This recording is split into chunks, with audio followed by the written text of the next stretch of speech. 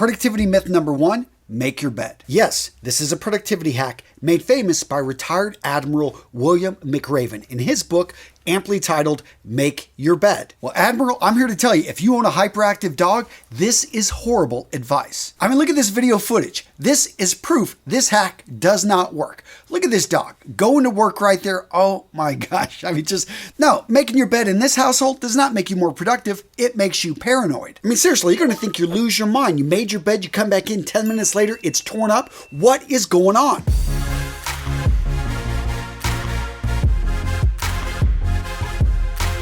Now, to be clear, Admiral McRaven, I love your book. It's awesome. In fact, the subtitle of it, Little Things That Can Change Your Life and Maybe the World, is something I 100% agree with. That being said, the point of today's video is to point out a lot of these productivity hacks, a lot of these productivity loopholes that people talk about, they don't work for everybody, and you need to test them yourself. There's so many people out there that they stick with what they think is a hack that's not working for them. And that right there is tip number 2, the habits of successful people. You don't have to copy them exactly. In fact, there's no guarantee that they're going to work for you. I mean, just look at the cult built around the late Steve Jobs. Everybody's trying to emulate the things that he does, his leadership style, to the way he made things happen, to even his eating habits. He had some pretty weird ones. Apparently, he would eat like carrots and apples for an entire week, and that's it. So people see this, and they're like, you know what? If I copy this, maybe I'll be just like Steve Jobs and be just as productive. Sticking with Apple CEOs, we read about Tim Cook waking up at 3:45 a.m. You read about The Rock waking up at 4 a.m. to work out. You read about Mark Wahlberg, like 2:45 a.m., 3 a.m., so that he gets the workouts. He gets all this amazing stuff done by 6 a.m. Maybe you want to unleash your inner genius. So you read about, okay, Nietzsche, this guy used to walk 8 hours a day alone. So you're going to go out and try that. Or maybe actually a little bit easier, Freud just simply used to get his beard trimmed every day. Maybe that'll work for you. Schiller, a poet, he used to actually let apples rot in his desk. Apparently that unleashed creativity. Now notice I got a little bit odd there at the end, because what I want to stress is that yes, some of these are not based much in logic. They're just habits that people had, especially people from the outside, observed on these people. I'm not saying that walking every single day isn't going to help to make you more creative, but I am going to say that pay attention to what works for you. Make sure to measure it. If waking up at 4 a.m., at 5 a.m. just simply doesn't work with your schedule, doesn't work with your natural circadian rhythm, then don't do it. Find something else to actually find the habits that are going to help you be more creative. Now, gents, wouldn't it be cool if someone actually developed a tool that you could actually,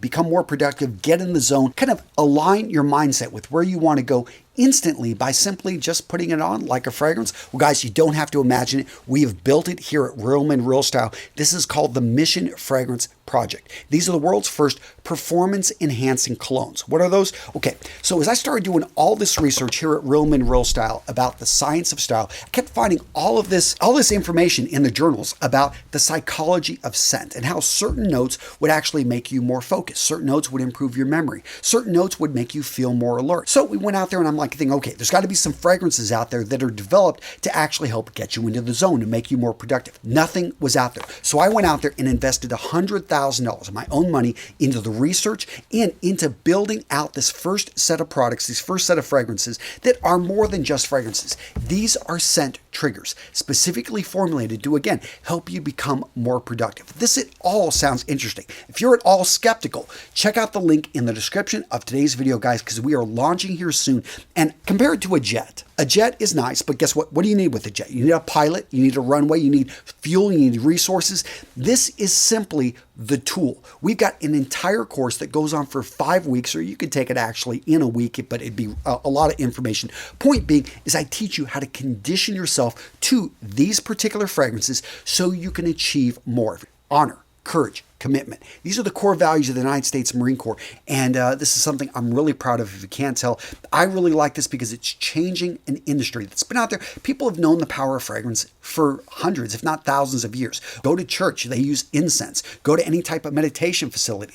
They've got certain smells that they put into the air that have shown for hundreds of years to actually put people in a relaxed state. There are certain things like coffee. When you smell it first thing in the morning, it wakes you up before you even drink the coffee. So imagine if you could leverage certain notes to feel certain ways and be able to, control this. So you can quickly get into the zone, whether it be at work, whether it be, you're a performance athlete, whatever it is, guys, you could leverage the science of scent to your advantage. Again, you want to learn more, use that link in the description of today's video to go find out.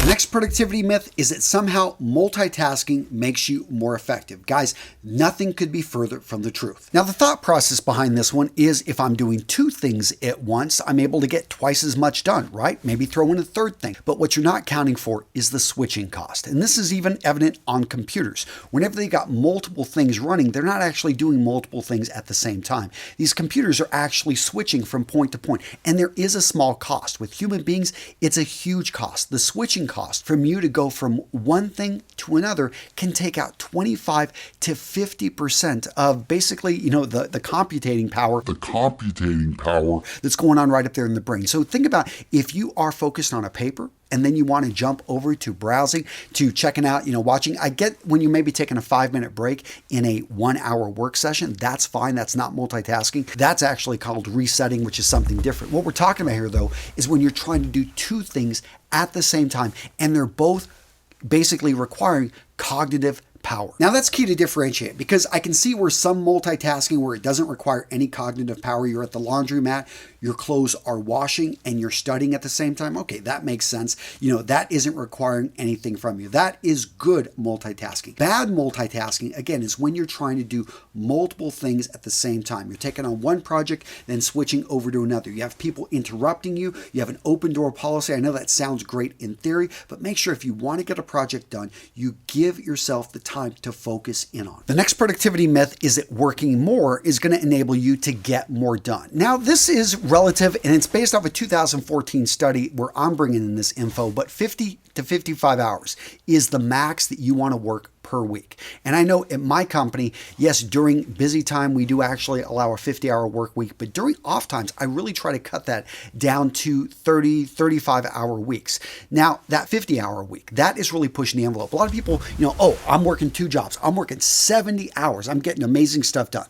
No, you're actually not. Again, that 2014 study out of Stanford showed that there was no difference in efficiency in what people were able to get done between 70 hours and 55 hours. So what happened with that 15 hours, that 20 hours between the difference is that basically this is where just things aren't working properly. Your efficiency falls right off, and it negatively affects, especially forward weeks. So you work a 70-hour week, that next week, even if you only work 40 or 50 hours, your performance and your ability to get things done is going to be diminished because you're still going to be tired from the week before. The next myth you got to be careful of is getting things done means you're being productive. That is not true. Getting important things done is being productive. Not necessarily urgent, not necessarily things that are screaming at you, not necessarily that 125 things on your to-do list. Yes, if you get 120 of them done, but the 5 you do not get done were actually the most important, I'd say no, you weren't productive at all. And that's the key. So I've talked about this before.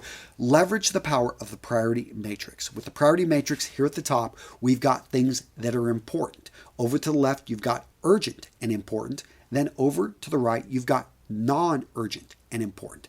Everything up here, though, are things that you're going to want to knock through. Obviously, if it's urgent, it's time sensitive. You got to focus in there. The problem here, though, is you have a lot of things that are coming off as urgent, but they are not important. These are the things, social media, this is stuff that screams at you. Yes, somebody needs to get back to that person that tweeted out that message. Well, unless you're in the PR department or unless it's really negative affecting your business or you, or is this someone you even care about their opinion? So how about you pull back? Proving somebody wrong on the internet is not going to transform your day. But getting that project done, actually finally getting that ad out for your company to find that person you've been trying to fulfill that job for, that's what really needs to get done. Not, again, just random stuff on the web. The next productivity myth is setting huge goals. I know this sounds great in theory that you've got an amazing goal to be able to climb a mountain, but you're going to go to Kilimanjaro and climb that mountain. But here's the thing, is you have yet to even climb the local hill in your area. And that goal, it's awesome. It's a dream, but you got to work up to it. And that's where you want to have smaller